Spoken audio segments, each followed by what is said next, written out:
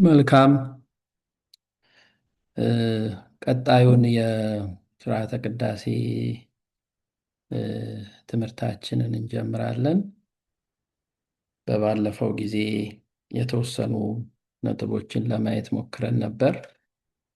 እነሱም በተለይ የቅዳሴን ትምህርት ከጀመርን በኋላ አሁንም ያለነው የዝግጅት ክፍል ላይ ነው ያለነው እና በባለፈው ጊዜ ስለ የቅዳሴ የዝግጅት ክፍል ውስጥ የተወሰኑ ነጥቦችን አይተናል። የአፋው ወይም የውጩ ጸሎት ካለቀ በኋላ ካህኑ ወደ ቤተ መቅደስ ገብቶ የሚጸልየው ጸሎት ግባተ መንጦላይት ወይም በመጋረጃ ውስጥ ገብቶ ወደ መቅደሱ መንበር ወዳለበት ገብቶ የሚጸልየውን ጸሎት ተመልክተናል። እንደዚሁም ጸሎተ ባስልዮስን፣ ልብሰ ተክህኖን ይዞ ጸሎተ ዮሐንስ አፈወርቅን፣ በአልባሳት ላይ የሚጸለየውን ጸሎት ሲጨርስ ደግሞ ልብሱን አስባርኮ ወይም ራሱ ባርኮ ይለብሳል የሚሉ ነጥቦችን አይተናል። ከዛ በኋላ በንዋያተ ቅድሳት ላይ የሚጸለይ ጸሎት እንዳለ ተመልክተናል እና እነዚህን ባለፈው በስም ደረጃ አይተናቸው ነበረ። ዛሬ ደግሞ ራሳቸው ላይ ስማቸውን አስቀምጫለሁ። እዚህ ለጊዜው ያሉት ጸሎቱ በሁሉም ንዋያተ ቅድሳት ላይ ነው የሚደርሰው። በዋናነት በየዕለቱ ቅዳሴ በተቀደሰ ቁጥር በእነዚህ ንዋያተ ቅድሳት ላይ ጸሎት ይደርሳል። የየራሳቸው ጸሎት አለ። ባለፈው ይህንን ነው ለማየት የሞከርነው። ጽዋው ይሄ ነው፣ የክርስቶስ ደሙ የሚቀዳበት። ይሄ ደግሞ ፀሐይል ይባላል፣ ስጋው የሚያርፍበት። ይሄ ዕርፈ መስቀል ይባላል። በዚህ ላይ ጸሎት ይደርሳል። ደሙን የምንቀበልበት ይሄ ደግሞ ማይፈድ ይባላል። ማይፈዳት ብዙ ሲሆን ማይፈዳት ይባላል። ግን 5 ናቸው የሚሆኑት በአንድ ቅዳሴ በአንድ መንበር ላይ ተመሳሳይ ከለር ያላቸው ነጭ ነው የሚሆኑት። ይህንን ከኦንላይን ላይ ስላገኘሁት ነው እና ግን ማይፈድ ይባላል አንዱ። ስለዚህ የክርስቶስ የመግነዝ ጨርቅ ዮሴፍና ኒቆዲሞስ በአዲስ መቃብር ከመቅበራቸው በፊት ገነዙት ይላል እና ያንን ምሳሌ ተደርጎ የሚመጣ ነው እና በእነዚህ ላይ ሁሉ ጸሎት ይደርሳል ማለት ነው እና ሥርዓተ ቅዳሴ ትልቅ ምስጢር ያለው መሆኑ ስንረዳው ስናውቀው መርምረን የማንደርስበት መሆኑ ሰማያዊ ስርዓት በምድር የተሰራ ሰማያዊ ስርዓት መሆኑን እንድንረዳው ነው። እንግዲህ ይሄ በጣም ለብዙዎቻችን በደንብ እንድንመረምረው ሁልጊዜ ባስቀደስን ቁጥር ምን እየተከናወነ ነው፣ ምንድን ነው ምሳሌነቱ የሚለውን ነገር እየተረዳ እንድንሄድ ነው እና ንዋያተ ቅድሳቱ ላይ በየዕለቱ የምንገለገልበት ላይ በየዕለቱ ጸሎት እናደርሳለን ማለት ነው። ዝግጅት ክፍል ላይ እነዚህ ነገሮች ሁሉ ይነሳሉ። ከዛ ወደ ዕጣኑ ጸሎትና የዕጣን መስዋዕት ለክርስቶስ የሚቀርበውን የዕጣን መስዋዕት በቅዳሴ ጊዜ የሚቀርበውን ተመልክተናል። ያ ራሱን የቻለ ጸሎት ነው። ሰፊ ነገር ነው ያየነው። ዛሬም ከዛ ያልቋጨ ነው ስላለ ዛሬም እሱን ነው ቀጥለን የምናየው። ንዋያተ ቅድሳቱን አዘጋጅቶ ሲጨርስ ጸሎት ዘአብና ከቅዱስ ዳዊት መዝሙር መስዋዕትና ሥርዓተ ቤተ መቅደስን የተመለከቱ ጸሎቶች ይጸለያል። ከዛ በኋላ ለቅዳሴው አገልግሎት የሚውሉ 5 ቆቀር ዕጣን መርጦ በሙዳይ ላይ ያኖራል ብለናል። ሙዳዩ የእመቤታችን ምሳሌ ነው። 5ቱም ምሳሌነት አላቸው። እንደገና ደግሞ 5ቱም ደግሞ አገልግሎት የሚሰጡበት የራሳቸው ሰዓት አለ። በአንዴ 5ቱንም ዕጣን አንስቶ ቀዳሹ ካህን ጽናው ላይ አያደርግም። ጊዜያት አላቸው። ንስግድ ሲባል 3 ዕጣን ይደረጋል። ንስግድ የአብ የወልድ የመንፈስ ቅዱስ ምሳሌ ነውና ሶስት ጊዜ ነው እንስግድ የሚባለው ታስታውሱ እንደሆነ እና ካህኑ ንስግድ ይላል እንስገድ ይላል ለማ ለአብ ለወልድ ለመንፈስ ቅዱስ በእውነት እንሰግዳለን ይላል። የአምልኮ ጸሎት ነው። አምልኮታችንን የምንገልጥበት ለአብ ለወልድ ለመንፈስ ቅዱስ ስግደትን የምናደርግበት በዛን ሰዓት ሶስቱ የአብ የወልድ ምሳሌ የመንፈስ ቅዱስ ምሳሌ የሆኑ ሶስቱ ዕጣን በዛ ሰዓት ይጨመራሉ። ከዛ ሁለት ይቀራሉ። ወንጌል በሚባል ሰዓት ደግሞ አንዱ ዕጣን ይጨመራል ማለት ነው። አንድ ዕጣን ይጨመራል። ቅድም ተጸልዮበት ተባርኮበት ዝግጅቱ ላይ የተዘጋጀ ዕጣን ነው፣ ለብቻ ይቀመጣል። ከዛ በኋላ ደግሞ አንድ ይቀራል። አንዱ ደግሞ ተዘከረነ ሲባል ወደ ፍሬ ቅዳሴ ተገብቶ ተዘከረነ ስንል ከማለታችን በፊት ካህኑ ዕጣኑን ይጨምርና ተዘከረነ እንላለን። እንግዲህ ዕጣን የክርስቶስ ምሳሌ ነው ብለናል። የምዑዘ ባህሪ የክርስቶስ ምሳሌ ነው። ማዕጠንት ደግሞ የእመቤታችን ምሳሌ ነው። ዕጣኑ የክርስቶስ ምሳሌ ነው። ዕጣኑ የሚቀመጥበት ሙዳይ ደግሞ የእመቤታችን ምሳሌ ነው። እመቤታችን ከጌታችን አትለይም። ስለ ጌታ ባወራን ቁጥር ስለ እመቤታችንም እንናገራለን። ከቤተልሔም አንስቶ እስከ ቀራንዮ ኮረብታ ድረስ እስከ መስቀሉ ስር ድረስ እመቤታችን ከእርሱ አልተለየችም። ስለዚህ እመቤታችንን አንለያትም ማለት ነው። ሲሰቀልም መስቀሉ ስር ከዮሐንስ አጠገብ ቆማ እያነባች እያለቀሰች የልጇን መከራ መስቀል አብራ የተካፈለች ነች። በግርግም ውስጥ ሲወለድም በእርግጥ ከእርሷን የተወለደው እንዴት ከእርሷ ይለያል? እና እሷ በዚያ በግርግም ውስጥ አብራው ነበረች። በበረሃም በስደትም በሁሉም ከእርሷ አልተለየም። ስለዚህ አገልግሎቱ ክርስቶስን የሚያጎላ ክርስቶስን የሚሰብክ ቢሆንም ቅዳሴ ስርዓተ ቅዳሴ ማዕከሉ ክርስቶስ ቢሆንም ግን እናቱ እመቤታችን ሁልጊዜ ከእሱ ጋር ትነሳለች ማለት ነው። ስለዚህ አምስቱ የዕጣን መስዋዕት አምስቱ ፍሬ ዕጣኖች ተመርጠው በሙዳይ ላይ ያኖሩታል። እነዚህ ደግሞ የአምስቱ ኪዳናት ምሳሌ ነው ብለናል። እንግዲህ ለቤተ ክርስቲያን አገልግሎት የተወደደ ነጭ የሆነ ነቅ የሌለበት ንጹሕ ዕጣን ነው ለቅዳሴ አገልግሎት የሚውለው። እንደው ስንገዛም ለቤተ ክርስቲያን እንደ ስጦታ አድርገን ስናስገባ ለመስዋዕት የሚሆን ስለሆነ ራሱ መስዋዕት ስለሆነ የዕጣን መስዋዕት ስለሆነ የምንሰዋው ንጹሕ ዕጣን መርጠን ለቤተ መቅደስ እናስገባለን ማለት ነው። ስለዚህ እነዚህ የአምስቱ ኪዳናት ምሳሌ ነው። ቁርባነ አቤል፣ መስዋዕተ ኖህ፣ ሂሩተ አብርሃም፣ መባ ይስሐቅ፣ ተልኮተ ሙሴ ወአሮን። እነዚህ በሙሉ ጸሎታቸው ልመናቸው ቅድመ እግዚአብሔር የደረሰ ቅዳሴውን ራሱ ስንጀምር በጸሎታችን ላይ የአቤልን መስዋዕት፣ የኖህን መስዋዕት፣ የአብርሃምን መስዋዕት፣ የይስሐቅን መባ፣ የሙሴን የአሮንን ተልኮ አገልግሎት የተቀበልክ አምላክ የእኛንም አገልግሎታችንን ቅዳሴያችንን ተቀበልልን። ዝማሬ ዳዊትን የተቀበልክ አምላክ የእኛንም ዝማሬ ምስጋና ተቀበልልን። ቅዳሴ መላእክትን የተቀበልክ አምላክ የእኛንም ቅዳሴ ምስጋና ተቀበልልን ብለን እንጸልያለን። ምሳሌነቱ የዛ ነው ማለት ነው እና ዕጣኑ የምዑዘ ባህሪ የክርስቶስ ምሳሌ ነው የሚለውን አይተናል። ስለዚህ እያንዳንዱ በቅዳሴ መሃል ምሳሌ ያለው ምስጢር ያለው ክርስቶስን የሚሰብክ በአይነ ሕሊናችን እየተሳለ መዓዛውን ስናሸተው የሽታው መዓዛ ሲያውደን እነሆ ያ መዓዛ የክርስቶስ ምሳሌ መሆኑን እያሰብን በውጭ ብቻ ሳይሆን ውስጣዊ ማንነታችንን እንዲቀይር ሕይወታችንን እንዲቀይር የሚያስተምረን ነው ማለት ነው። ስለዚህ ዕጣን መስዋዕት ነው የሚለውን ተመልክተናል።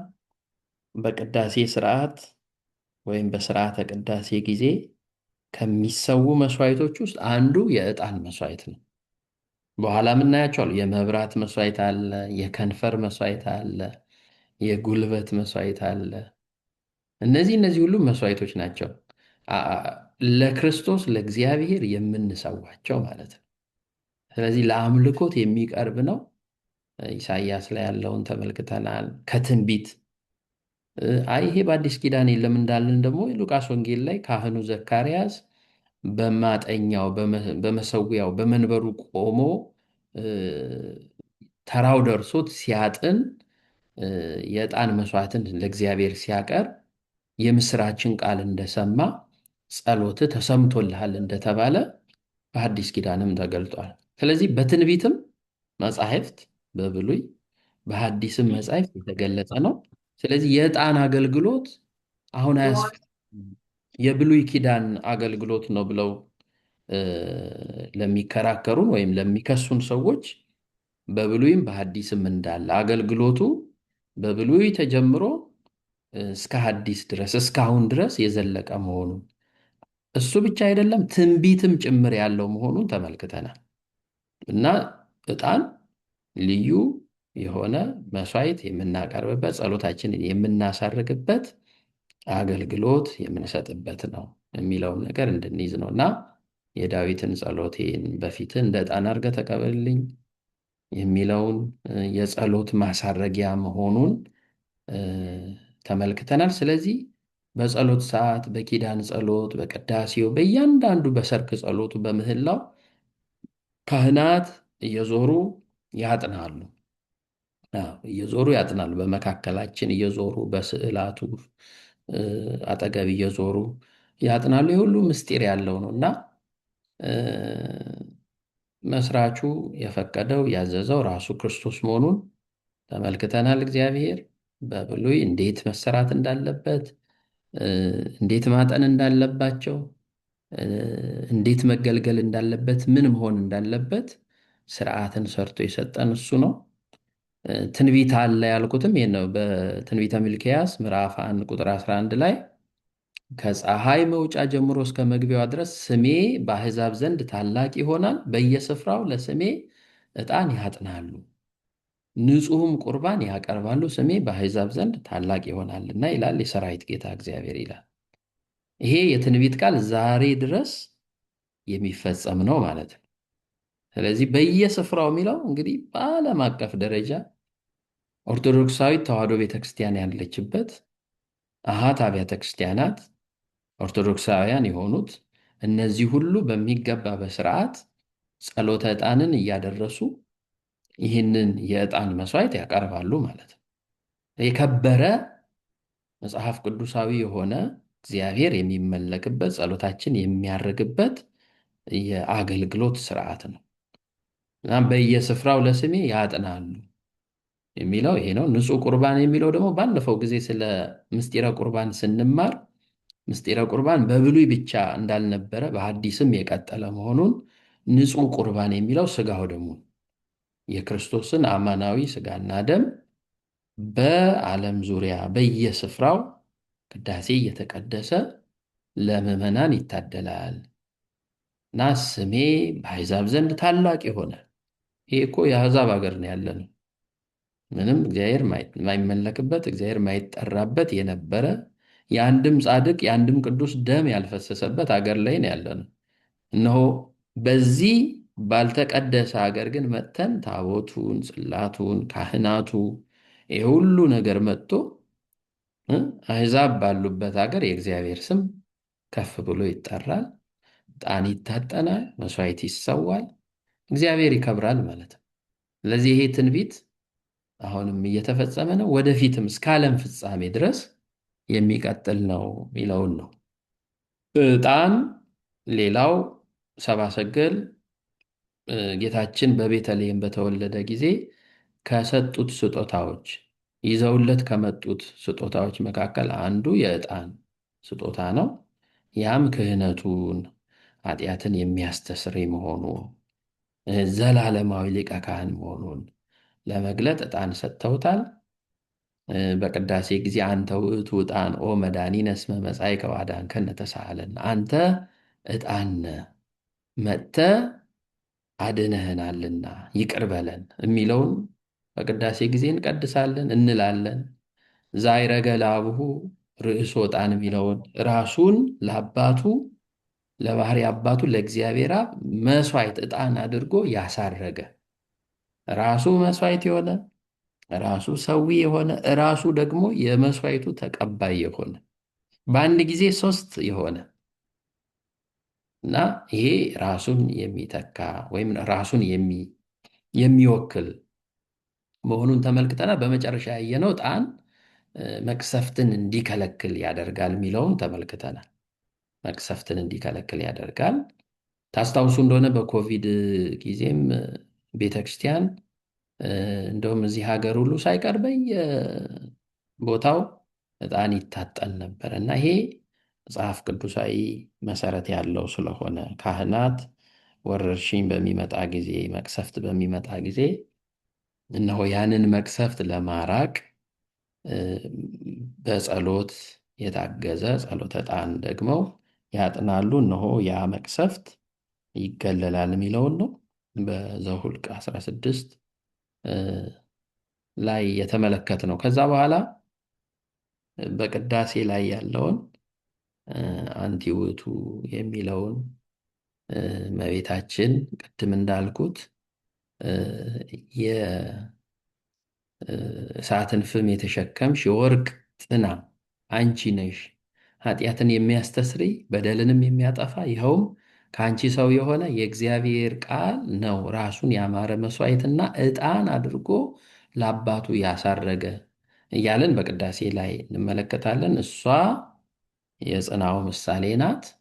ዕጣኑ ደግሞ የክርስቶስ ምሳሌ ነው እና ዕጣን እሳት ውስጥ ሲገባ ከእሳት ጋር ተገናኝቶ ልዩ መዓዛ እንደሚሰጠው ሁሉ ክርስቶስ እውነተኛ አምላክ መሆኑን እውነተኛ ምዑዘ ባህሪ መሆኑን በተፈትኖ መከራ መስቀልን ተቀብሎ ዋጋ ከፍሎ እንዳዳነን ዓለምን ሁሉ እንዳዳነ ዓለምን ሁሉ እንዳወደ በጥሩ መዓዛ ነው የዛ ምሳሌ ነው እና እመቤታችን የዛ የጽናው ምሳሌ ናት የሚለውን ተመልክተናል። አሁን ከዛ የቀጠለውን የተወሰኑ ነጥቦችን ነው የምናየው። ምሳሌም አለው እና መጽሐፍ ቅዱሳዊ ምሳሌዎችን የተወሰኑ እናይና እንጨርሳለን። የዕጣኑን መስዋዕት በተመለከተ የዕጣኑ ምሳሌ የዕጣኑ ደመና ጢስ እግዚአብሔር ከኛ ጋር የመኖሩ ምሳሌ ነው። እግዚአብሔር ከኛ ጋር የመኖሩ ምሳሌ ነው እና እግዚአብሔር በብሉይ ኪዳን በረድኤት ይገለጥ ነበረ። በሐዲስ ኪዳን ነው እግዚአብሔር ሥጋ ለብሶ ሰው ሆኖ እንደ ሰው የተመላለሰ ከኃጢአት በቀር ሁሉን ነገር ፈጽሞ ከእመቤታችን ተወልዶ ያገኘ ነው እንጂ ከዛ በፊት ግን በብሉይ ኪዳን እግዚአብሔር በረድኤት ነበር የሚገለጸው እና በደመና ላይ ድምፁን እያሰማ ይገለጥ ነበር። ይህንንም እነ ሙሴን ሲያነጋግር እና አሮንን እነ ኢያሱን ሲያነጋግር እንመለከታለን። በኦሪት ዘጸአት ምዕራፍ 24 ቁጥር 15 ላይ የሚያነብልን ካለ እንዴት ሙሴን እንዳነጋገረው በተለይ የኪዳኑን ጽላት ከመስጠቱ በፊት ሙሴ 40 ቀን 40 ሌሊት ጾሞ ከእግዚአብሔር ጋር ተነጋግሮ ያንን የኪዳን ጽላት ሕጉን እንደተቀበለ ነው። ዛሬ ኃይል የምናገኝበት ይሄ የ40ው ጾም የጌታችን የመድኃኒታችን ኢየሱስ ክርስቶስ የአብይ ጾም ሙሴ 40 ቀን 40 ሌሊት እንደጾመ እኛም ይህንን 40 ጾም እንጾማለን። ጌታም ስለ ጾመው እንጾማለን። ኃይል እንድናገኝ እንደ ሙሴ እንድንባረክ፣ እንድንቀደስ፣ ከእግዚአብሔር ጋር እንድንገናኝ እንጾመዋለን እና ብዙ ነቢያት 40 ቀን 40 ሌሊት ጾመዋል። ጌታም 40 ቀን 40 ሌሊት ጾሟል። እኛም ደግሞ ያን ምሳሌ አድርገን እንጾማለን እና በዚህን ጊዜ በደመና ውስጥ ሆኖ ያነጋግረው ነበረ እና ያ የዕጣኑ ደመና ጢስ እግዚአብሔር ከኛ ጋር የመኖሩ ምሳሌ ነው። በቅዳሴ ጊዜ ስናስቀድስ ዕጣኑ በደንብ እንደ ደመና ቤተ መቅደሱን ሞልቶት እናያለን፣ ወይም ከጽናው ላይ ሲወጣ እናያለን እና ያ የእግዚአብሔር ከኛ ጋር የመኖሩ ከሙሴ ጋር ከአሮን ጋር ከነ ኢያሱ ጋር እንደነበረ ሁሉ አሁን ዛሬም ከእኛ ጋር እንዳለ ምሳሌ ሆኖ የሚነገር ነው ማለት ነው። የሚያነብልን አለ ዘጸአት 24ን? ከሌለ እንቀጥል። እኔ ላንብብ። አባቴ እሺ ወለተ መስቀል እሺ። ሁለት ነው። ይፍትኝ ባርኩኝ። እግዚአብሔር ዘጸአት ምዕራፍ 24 ከቁጥር 15 ሙሴም ወደ ተራራ ወጣ፣ ደመናውንም ተራራውንም ሸፈነው። የእግዚአብሔርም ክብር በሲና ተራራ ላይ ተቀመጠ፣ ደመናውም 6 ቀን ሸፈነው። በሰባተኛውም ቀን ከደመናው ውስጥ ሙሴን ጠራው። በተራራው ራስ ላይ በእስራኤል ልጆች ፊት የእግዚአብሔር ክብር መታየት እንደሚያቃጥል እሳት ነበረ። ሙሴም ወደ ደመና ውስጥ ገባ፣ ወደ ተራራውም ወጣ። ሙሴም በተራራው ላይ 40 ቀን 40 ሌሊትም ቆየ። ቃሌት ያሰማልን። ይሄ በተራራው ላይ ያለው ደመና እግዚአብሔር ሲናገር በደመና ውስጥ ሆኖ ሙሴን ያነጋግረው ነበርና የዛ ምሳሌ ማለት ነው። አሁን የዕጣኑ ምሳሌ እና በዚህም ላይ ዘሌዋውያን 16 ላይም እኔ በስርየት መክደኛው ላይ በደመና ውስጥ እታያለሁ ይላል። ስለዚህ የዕጣኑ እንደ ደመና መሆን ጢሱ እግዚአብሔር ከእኛ ጋር የመኖሩ ምሳሌ ነው። ያለ ምክንያት ያለ ምሳሌ የሚሆን አንዳች ነገር የለም። ቤተክርስቲያን የስርዓት ቦታ ናት፣ የስርዓት ቤት ናት። እያንዳንዱን ነገር በስርዓት ነው የምታደርገው፣ በምክንያት ነው የምታደርገው እና ሁሉ ነገር አስተማሪ ነው።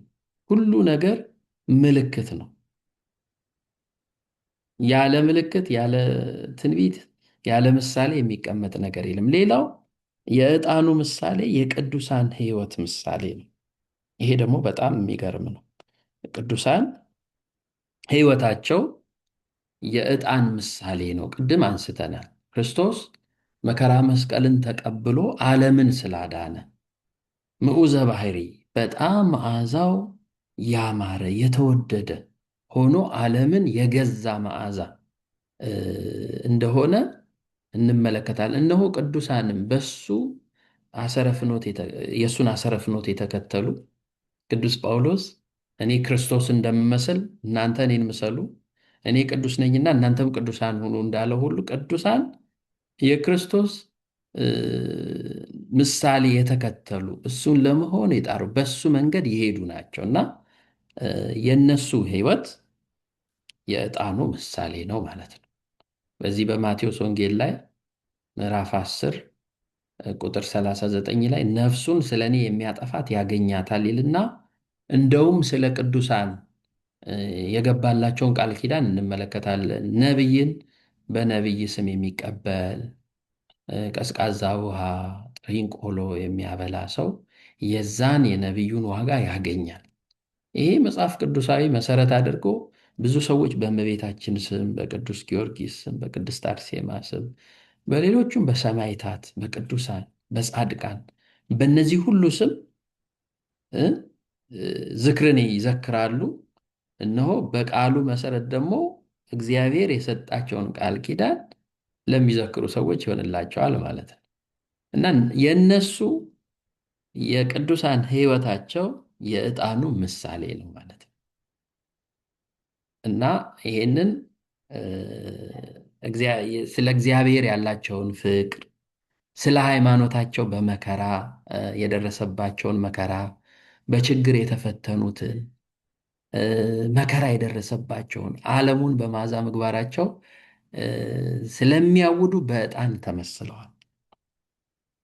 ዛሬም በሀገራችን በሃይማኖታቸው ምክንያት የሚገደሉ ሰዎች፣ መከራ መስቀልን የሚቀበሉ ሰዎች፣ የሚሰደዱ ሰዎች፣ የሚገረፉ ሰዎች፣ መከራ የሚደርስባቸው ሰዎች እነሆ የዚህ የዕጣኑ ምሳሌ ናቸው። ለምን? የክርስቶስ እውነተኛ ምስክር ሆነው ስለኖሩ በክርስቶስ ምክንያት መከራ ስለጸናባቸው እነሆ የእነሱ ሕይወት የዕጣኑ ምሳሌ ነው ማለት ነው።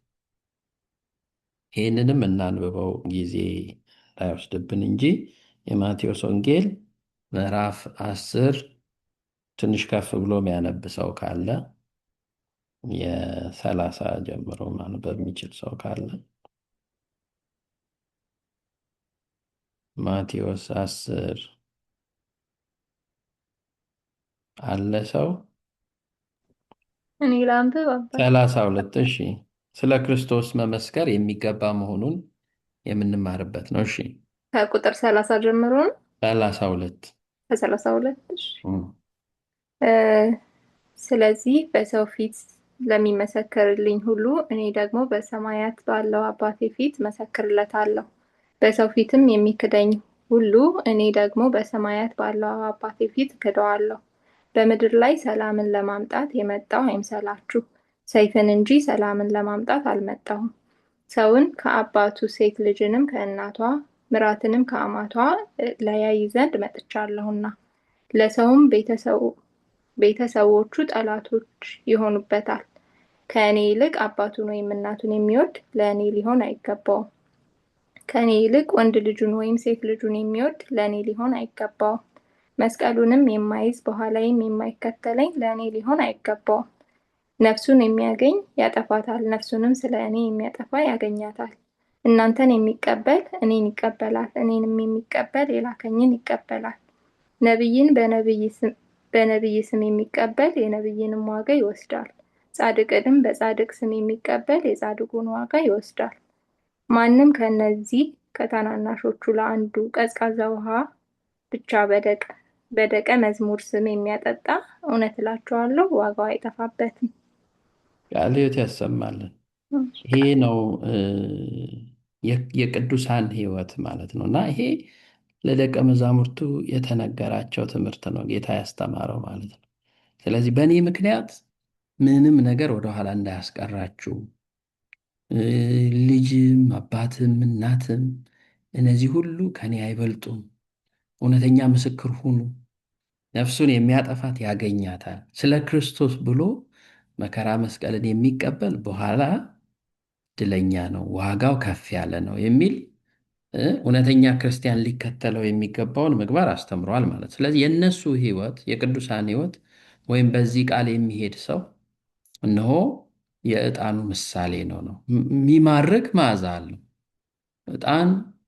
ባለፈውን ተነጋግረናል። መጥፎ ጠረንን የሚያርቅ መዓዛ ያለው የሚያውድ የሚስብ ክፉን ሽታ አስወግዶ መልካም ጠረን ወደኛ እንዲመጣ የሚያደርግ ነው። ስለዚህ የቅዱሳንም ሕይወት በሃይማኖታቸው መከራን ቢታገሱ ቢጸኑ እነሆ የዕጣኑ ምሳሌ ይሆናሉ ማለት ነው። እና እዚህ ሁለተኛ ቆሮንቶስ ላይም ተመሳሳይ ሐሳብ ቅዱስ ጳውሎስ ጽፎልናል። እሱን እኔ ላንብብላችሁ። በሚድኑትና በሚጠፉት ዘንድ ለእግዚአብሔር የክርስቶስ መዓዛ ነንና ይላል። በሚድኑትና በሚጠፉት ዘንድ ለእግዚአብሔር የክርስቶስ መዓዛ ነን። የክርስቶስ መዓዛነቱን ቅድም ተመልክተናል። ዓለምን እንዴት አድርጎ እንዳዳነ እንዳጣፈጠው፣ አልጫውን ዓለም እንዲጣፍጥ እንዳደረገው፣ በጨለማ ውስጥ ይኖሩት የነበሩትን ወደሚደነቅ ብርሃን እንዳወጣ። ስለዚህ ለነዚህ ለሞት የሚሆን የሞት ሽታ፣ ለነዚያ ደግሞ ለሕይወት የሚሆን የሕይወት ሽታ ነን። ለዚህም ነገር የሚበቃ ማን ነው ይላል እና የክርስቶስ የቅዱሳን ሕይወት የዕጣኑ ምሳሌ ነው ማለት ነው። እና ክርስትና ደግሞ ቅዱሳንን መሆን፣ በእነሱ መንገድ መሄድ። ስንክሳር ሲነበብ በየጊዜው እያንዳንዱ ቅዱሳን ሰማዕታት ለክርስቶስ የከፈሉትን መከራ መስቀል፣ የተራቡትን የተጠሙትን ገድላቸውን እንሰማለን። በየቀኑ 4ም 5ም ቅዱሳን ይታሰባሉ። ዛሬ በዚህ ቀን እንዲህ የሚባል ቅዱስ አረፈ፣ እንደዚህ መከራ ተቀበለ፣ ተጠማ፣ ተራበ፣ ስለ ክርስቶስ ሲል ተሰደደ የሚል እነዚህን ሁሉ እንሰማለን እና እኛም ከነዛ እንዳንዶቹ መሆን ማለት ነው። ያኔ የዕጣኑ ምሳሌ እንሆናለን። ስለዚህ ዕጣኑ ብዙ ነገር ያስተምረናል። ምሳሌነቱ ያ ነው የሚለው እንድንይዝ ነው። ሌላው የዕጣኑ ማድረግ የጸሎታችን ማድረግ ምሳሌ ነው። ዕጣኑ ሲታጠን እንግዲህ ወደ ላይ ይሄዳል።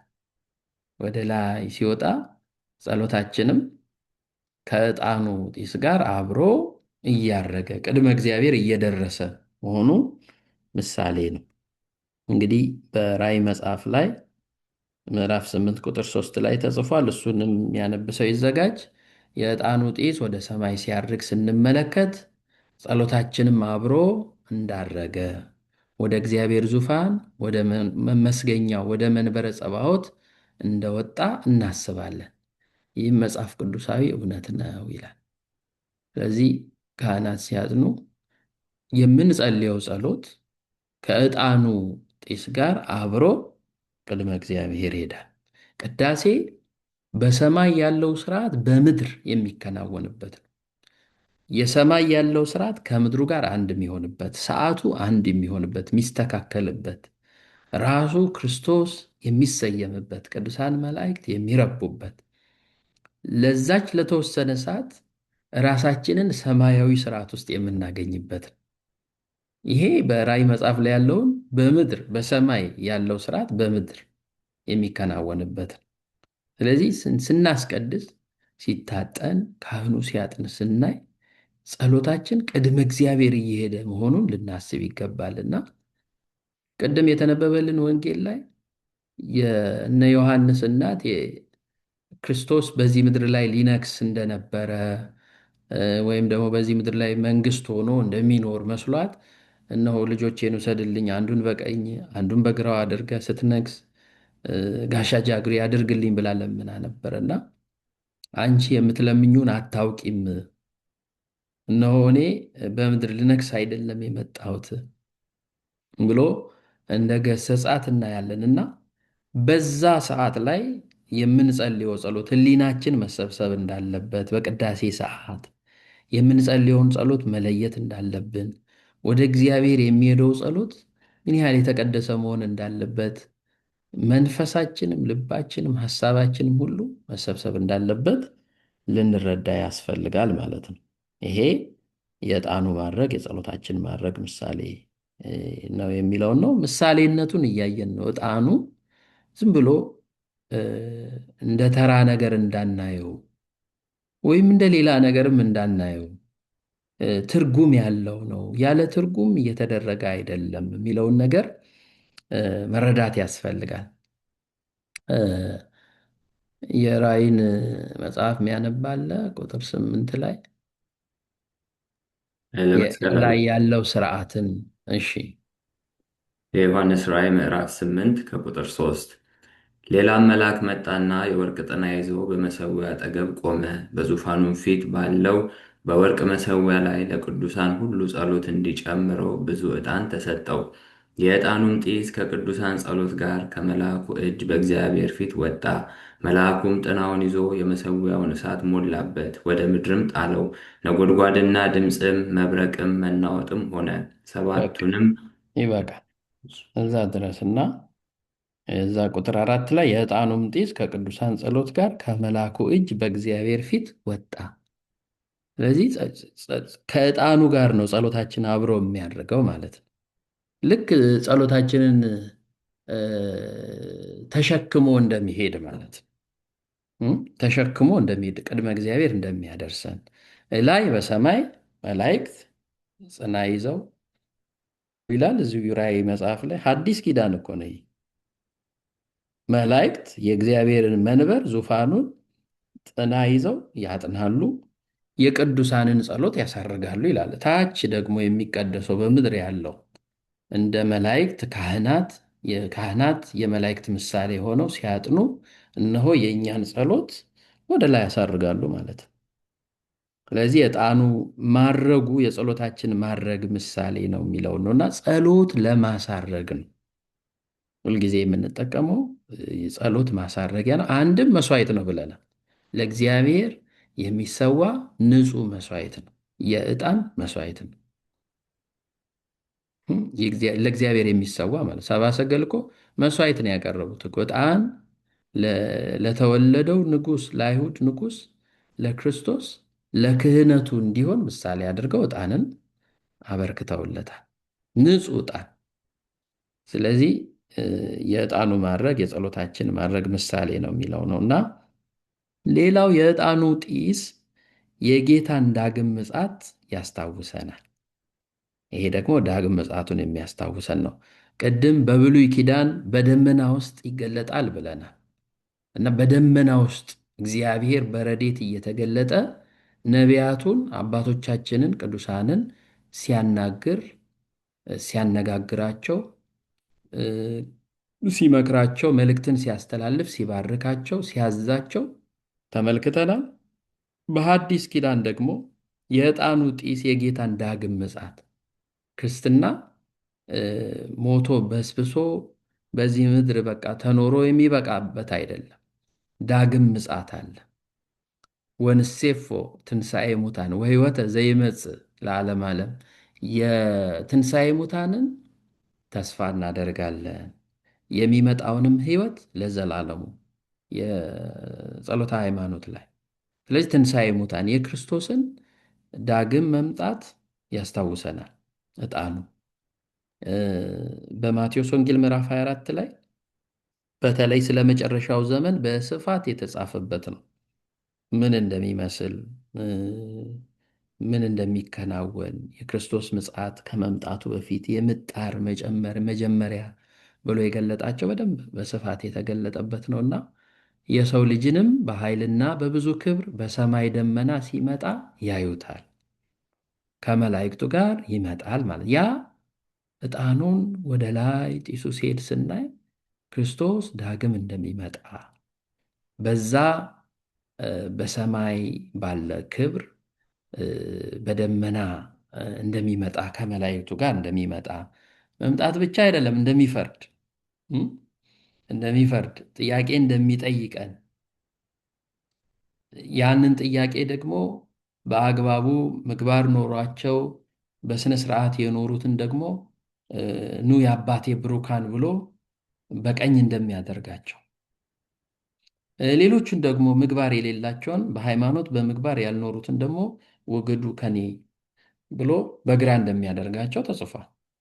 ስለዚህ የዕጣኑ ጢስ የጌታን ዳግም ምጽአት ያስታውሰናል ማለት ነው እና እነዚህ ምሳሌዎቹን ማስታወስ ያስፈልጋል። ሁል ጊዜ በዕጣን በታጠነ ቁጥር በቅዳሴ አገልግሎት ዕጣኑን ስናይ የደመናው እግዚአብሔር ከኛ ጋር የመኖሩ ምሳሌ፣ የቅዱሳን ሕይወት ምሳሌ፣ ያማረ መዓዛ ያላቸው በሃይማኖታቸው ምክንያት መከራ የተቀበሉ ስለ ክርስቶስ ብለው የተቸገሩ የተፈተኑ እነዚህን ቅዱሳንን የምናስብበት እንደገና ደግሞ ዕጣኑ ወደ ላይ ሲያርግ ጸሎታችን አብሮ ከዕጣኑ ጋር እንዳረገ በሰማይ ያለው የእግዚአብሔር ዙፋን በምድርም ያለው የእግዚአብሔር ቤተ መቅደሱ መንበሩ ሲታጠን እነሆ መላእክት በሰማይ ካህናት በምድር ደግሞ ይህንን ስርዓት እንደሚሰሩልን ጸሎታችን አብሮ እንደሚያርግ እንድናስብና የዕጣኑ ጢስ የጌታን ዳግም ምጽአት እንደምናስታውስበት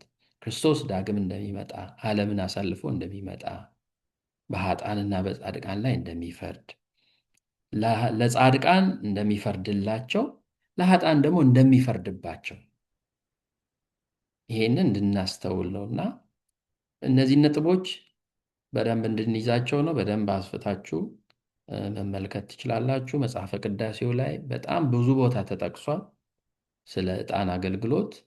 እንግዲህ አንዱ በቅዳሴ ስርዓት መስዋዕት ሆኖ የሚቀርበው ዕጣን ስለሆነ ነው። እነዚህን ነገሮች ያው እንድታስተውሏቸው ነው። ዕጣኑን እዚህ ላይ እናበቃና በቀጣይ ጊዜ ደግሞ ያለውን እንመለከታለን። የተወሰነች ደቂቃ አለችን። እሷን ለአሳይመንቱ እናደርጋለን። ያስተማረን የመከረን የአባቶቻችን አምላክ እግዚአብሔር ስሙ የተመሰገነ ይሁን። በተማርነው 30፣ 60፣ 100 ያማረ ፍሬ እንድናፈራ አምላካችን እግዚአብሔር ይፍቀድልን። አሜን።